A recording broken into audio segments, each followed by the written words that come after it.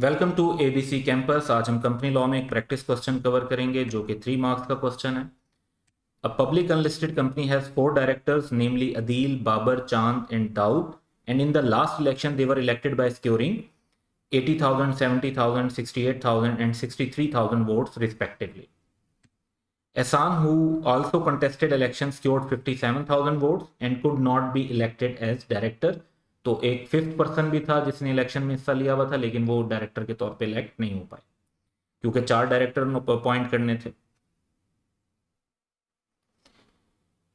One of the majority shareholders has indicated to remove Babar in coming AGM. अब हमें यह ध्यान में रखना है कि बाबर के जो वोट हैं वो 70,000 जिनसे वो डायरेक्टर बने थे। How much votes Babar required to save his seat, यानी रिमूवल के अगेंस्ट उनको कितने वोट चाहिए होंगे। तो इसमें सबसे पहली बात तो यह है कि बाबर एक इलेक्टेड डायरेक्टर हैं जो वोटिंग प्रोसेस से इलेक्ट हुए हैं, इसलिए इसमें एवरेज वोट वाला रूल अप्लाई नहीं होगा। अगर अनअपोज्ड इलेक्ट होते, कैजुअल वैकेंसी में अपॉइंट होते या फर्स्ट डायरेक्टर होते, फिर एवरेज वोट वाला फार्मूला यूज करते। यहां पर हम एवरेज वोट वाला फार्मूला यूज नहीं करेंगे। इनको अपनी फेवर में या फिर रिमूवल के अगेंस्ट वो वोट चाहिए होंगे, लीस्ट नंबर ऑफ वोट जो सफिशिएंट थे लास्ट टाइम किसी को डायरेक्टर बनाने के लिए। 57,000 वोट सफिशिएंट नहीं थे, जो वोट सफिशिएंट थे वो थे 63,000, और ये हमारा आंसर होगा।